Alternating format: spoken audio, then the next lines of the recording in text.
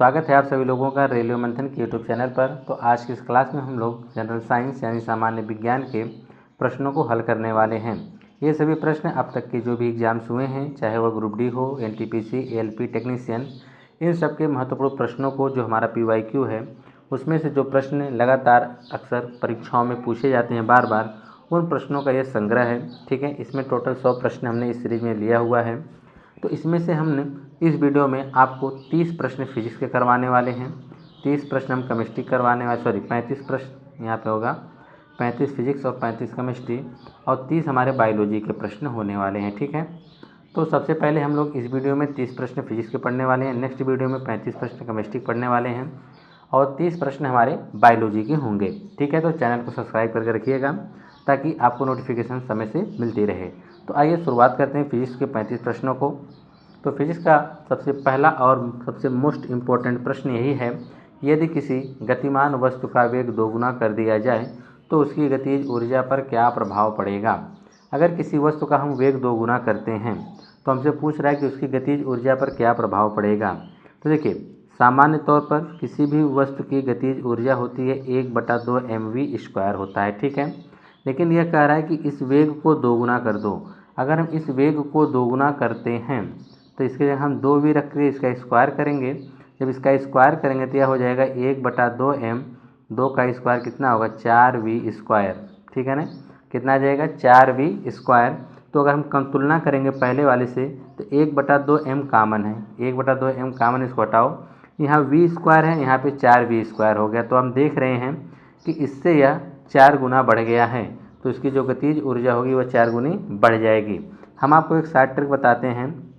अगर आपको कहे कि वेग 2 गुना या 3 गुना या 4 गुना कर दिया जाए, गतिज ऊर्जा पर क्या प्रभाव पड़ेगा, जितना वह कहे उसी का आप वर्ग कर देंगे तो आपको पता चल जाएगा गतिज ऊर्जा कितनी, उसकी गति बढ़ जाएगी या क्या प्रभाव पड़ेगा। अगर कहता है कि वेग 3 गुना कर दिया जाए तो तुरंत गतिज ऊर्जा 3 का वर्ग 9 गुना हो जाता है। अगर वेग 4 गुना कर दिया जाए तो तुरंत उसका वर्ग हम करेंगे 4 का वर्ग 16 गुनी गतिज ऊर्जा बढ़ जाएगी।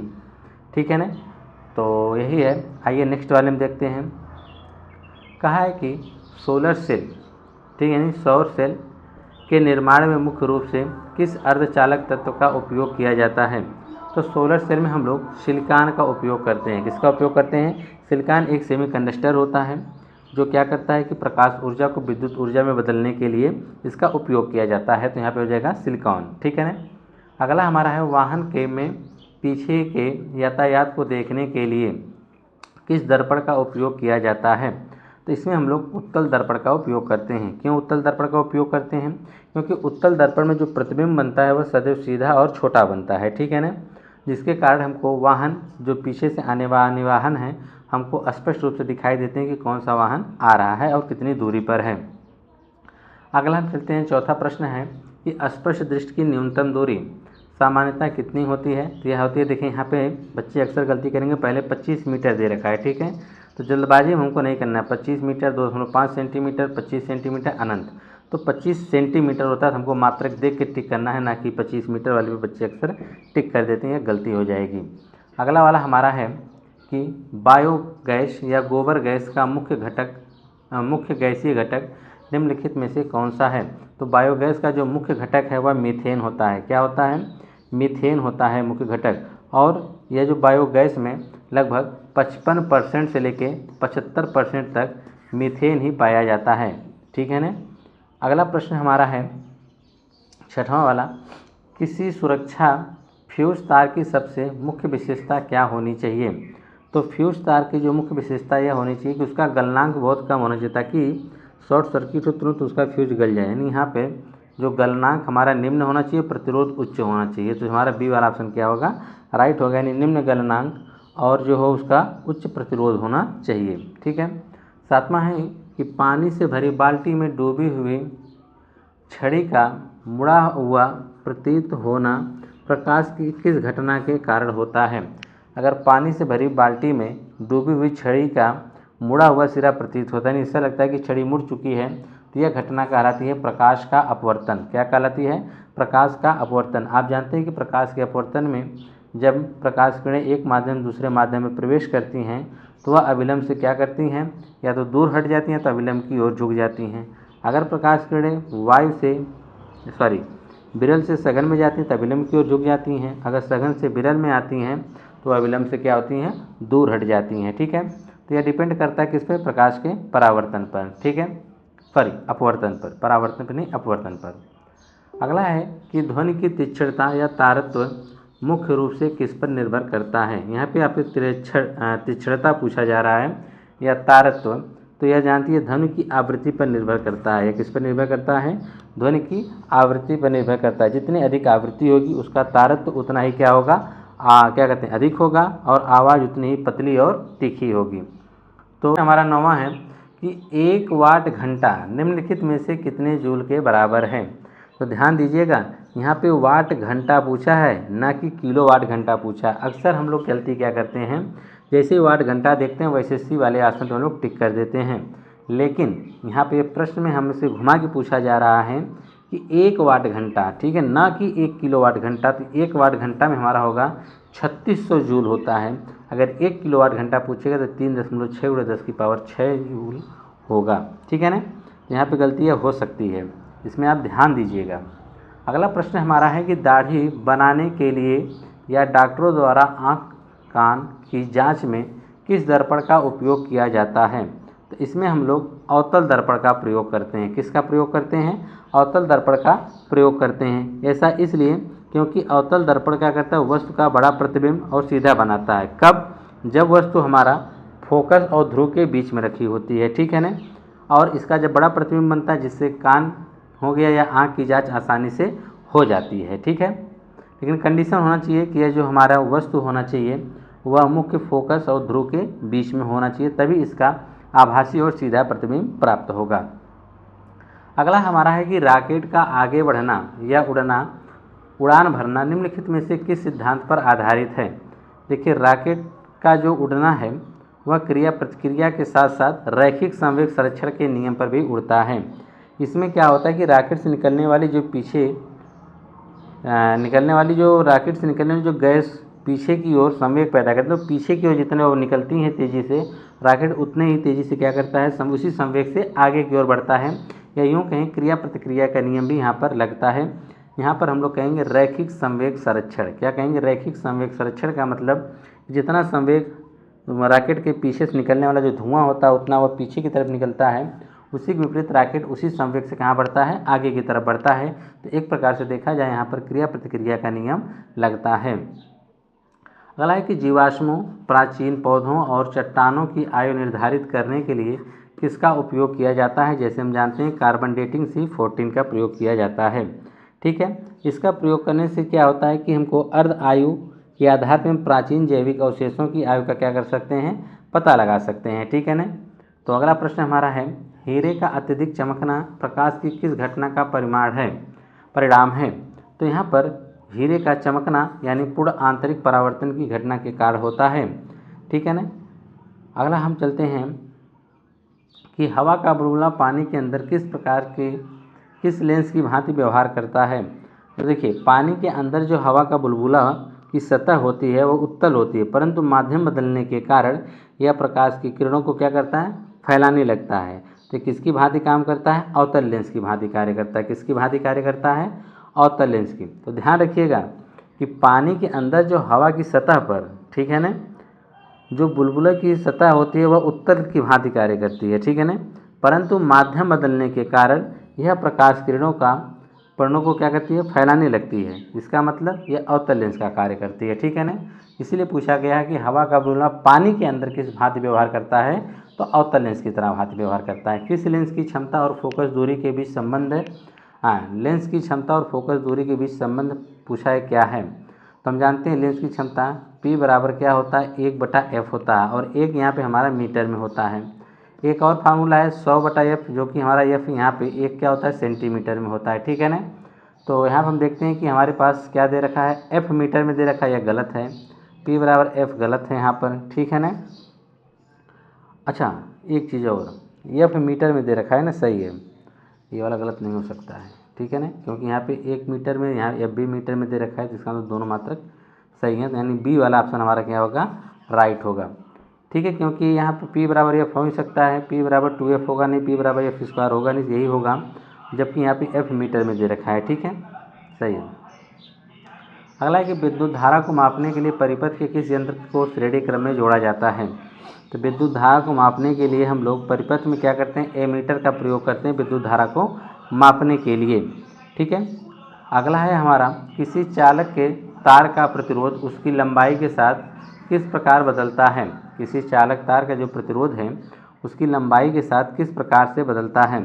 तो देखिए, चालक तार का जो प्रतिरोध होता है R, ठीक है ना, अगर हम बात करें रो L/A होता है। ठीक है ना, तो अगर हम देखा जाए तो यह R अनुक्रमानुपात L हो गया। ठीक है, R अनुक्रमानुपात L हो गया।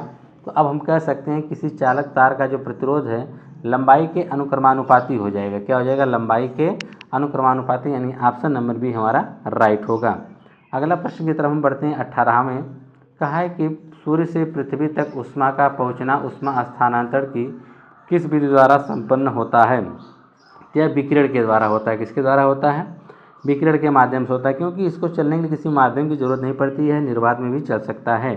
ठीक है, तो यह क्या कहलाएगा, विकिरण के माध्यम से। ठीक है, अगला है हमारा कि प्राथमिक रंग निम्नलिखित में से कौन सा माने जाते हैं। तो प्राथमिक रंग हमसे पूछा है, तो प्राथमिक रंग होता है लाल हरा नीला। क्या होता है, लाल हरा नीला होता है। ठीक है, जिसे हम RG, इसको हम लोग शॉर्ट फॉर्म में याद कर सकते हैं RGB। क्या याद कर सकते हैं, RGB, रेड ग्रीन ब्लू। ठीक है ना, अच्छा, क्योंकि इन्हीं को मिला के हम लोग अन्य रंग बना सकते हैं। ठीक है ना, अगला प्रश्न हमारा है, इसीलिए इसको प्राथमिक रंग कहा जाता है। ठीक है, अगला हमारा है, मनुष्यों द्वारा सुनी जाने वाली ध्वनि तरंगों की आवृत्ति सीमा क्या होती है।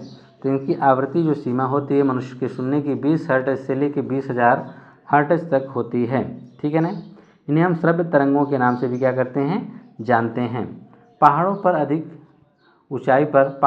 अधिक ऊंचाई पर जाने पर पानी 100 डिग्री सेल्सियस तापमान से कम तापमान पर क्यों उबलने लगता है। कहा कि पहाड़ों या अधिक ऊंचाई जाने पर पानी 100 डिग्री सेल्सियस से कम ताप पर ही क्यों उबलने लगता है, क्योंकि वहाँ पर वायुमंडलीय दाब जो होता है वह घट जाता है। क्योंकि वायुमंडलीय दाब क्या होता है, घट जाने के कारण जल का क्वथनांक गिर जाता है, जिससे पानी जल्दी क्या होता है, उबलने लगता है। ठीक है, अगला है कि रेफ्रिजरेटर या एयर कंडीशनर में किस गैस या कूलेंट का उपयोग प्रशीतन के लिए किया जाता है। तो हम लोग जानते हैं बहुत अच्छी तरह से, कई बार पूछा गया प्रश्न है कि हाइड्रोफ्लोरोकार्बन। ठीक है, हाइड्रोफ्लोरोकार्बन HFC जिसको हम लोग कहते हैं, यह जो है रेफ्रिजरेटर या हमारे एयर कंडीशनर में इसका उपयोग किया जाता है कमरों को ठंडा करने के लिए। अगला है हमारा, ट्रांसफार्मर का मुख्य कार्य क्या होता है। तो देखिए, ट्रांसफार्मर का मुख्य काम होता है कि वोल्टेज को घटाना या बढ़ाना। तो यहाँ है कि AC वोल्टेज को स्टेप अप या स्टेप डाउन करना। यहाँ पे B वाला हमारा क्या हो जाएगा, सही हो जाएगा। ठीक है ना, अगला है कि एक अशुशक्ति में कितने वाट होते हैं। तो यहाँ बहुत भली भांति हम जानते हैं कि 746 वाट होते हैं। कितने होते हैं, 746 वाट होते हैं। अगला है कि गुरुत्वाकर्षण बल ब्रह्मांड के किन्हीं दो पिंडों के बीच किस बात पर निर्भर करता है। तो गुरुत्वाकर्षण बल F बराबर जो हमारा होता है कैपिटल G m1 m2 बटा में r²। तो अगर हम बात करें कि F जो होता है हमारा वह द्रव्यमान के अनुक्रमानुपाती भी होता है। ठीक है, और साथ ही साथ अगर हम F देखें, यह भी डिपेंड करता है किस पे, दोनों के बीच की दूरी के वर्ग के व्युत्क्रमानुपाती। ठीक है, तो यहाँ पर हम देखेंगे दोनों बात हमारी है सही कि उनके द्रव्यमान के गुणनफल पर, उनके बीच की दूरी के वर्ग पर, यानी ऑप्शन नंबर C दोनों बात सही है। कहा कि परम शून्य तापमान का मान सेल्सियस स्केल पर कितना होगा। हमसे परम ताप पूछ रहा है। ठीक है ना, तो याद रखिएगा परम ताप में जो होता है क्या होता है कि पदार्थ के अणु की गतिज ऊर्जा पूरी तरह से शून्य हो जाती है। उसी ताप को हम लोग क्या कहते हैं, परम ताप कहते हैं। तो ये 0 केल्विन पर होता है। ठीक है, अगर केल्विन छोड़े सेल्सियस पूछा है तो हम जानते हैं कि इससे 273 कम कर देंगे, यानी माइनस कर देंगे। तो 273.15 दे रखा है, तो यहाँ पर हो जाएगा 273। ठीक है ना, तो हम कह सकते हैं कि 1 डिग्री सेल्सियस बराबर हमारा क्या होता है, 273.15 केल्विन होता है। ठीक है ना, तो इसीलिए इसका जब उल्टा पूछा गया तो यहाँ पे क्या हो जाएगा, माइनस हो जाएगा। ठीक है ना, तो आगे हम चलते हैं।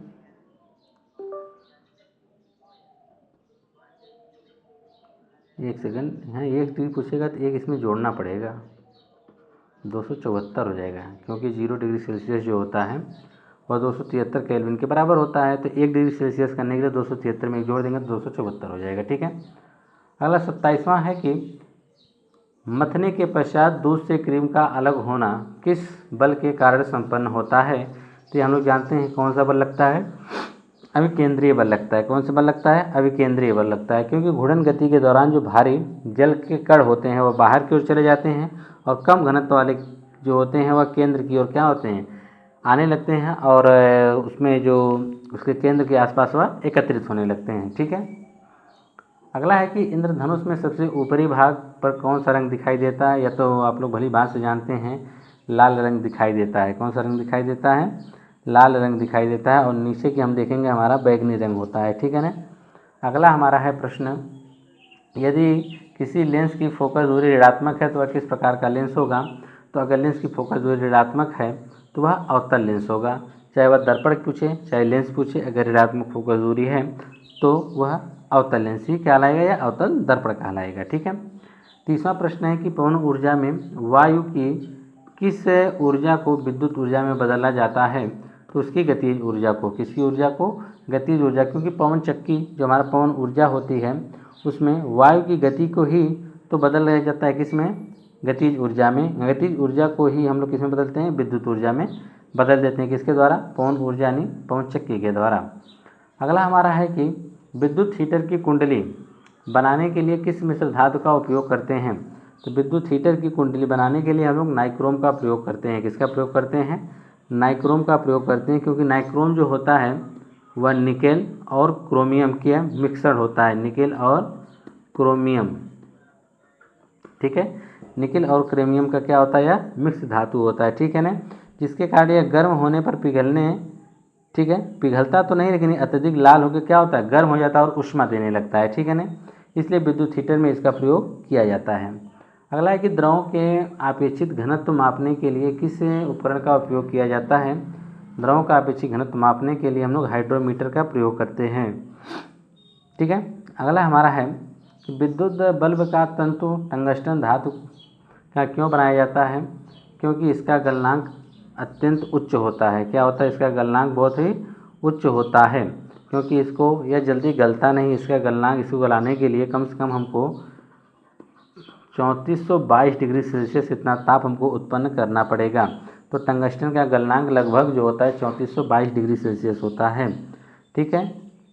अगला हमारा है कि निकट दृष्टि दोष को दूर करने के लिए चश्मे में किस प्रकार का लेंस का उपयोग किया जाता है, करते हैं। कौन सा लेंस का प्रयोग करते हैं, अवतल लेंस का प्रयोग करते हैं। ठीक है ना। आगे हम चलते हैं कि फोटोग्राफी कैमरे या मानव नेत्र में किस प्रकार के लेंस का प्राकृतिक रूप से कार्य करता है। जाएगा उत्तल लेंस। ठीक है ना। कौन सा हो जाएगा, उत्तल लेंस हो जाएगा। ठीक है ना। तो यह तो था हमारे 35 क्वेश्चन फिजिक्स के। इसके बाद हम लोग पढ़ने वाले हैं नेक्स्ट वीडियो में हमारा केमिस्ट्री के। देखिए इतने सारे प्रश्न हैं जो कि बहुत ही इंपॉर्टेंट हैं। फिर उसके बाद हम लोग करके पढ़ने वाले हैं किसका, बायोलॉजी का। बायोलॉजी हमारा पार्ट 3 होगा। तो हमने इससे पहले हमारा जो सीरीज चल रहा है, देखिए सेट संख्या 2 है। इससे पहले हमारी सेट संख्या 1 यूट्यूब पर अपलोड हो चुकी है, उसके तीनों पार्ट। सेट संख्या 2 का यह पहला पार्ट आज हमने इसकी वीडियो रिकॉर्ड कर ली है, और आज इसका डालते ही नेक्स्ट डे हमारा जो है बायोलॉजी का मिल जाएगा। फिर उसके नेक्स्ट डे केमिस्ट्री का, फिर नेक्स्ट डे बायोलॉजी का। पर डे आपको इस तरह से साइंस की प्रैक्टिस सेट मिलती रहेगी। तो चैनल को सब्सक्राइब करके रखिएगा। मिलते हैं नेक्स्ट वीडियो में, तब तक के लिए धन्यवाद।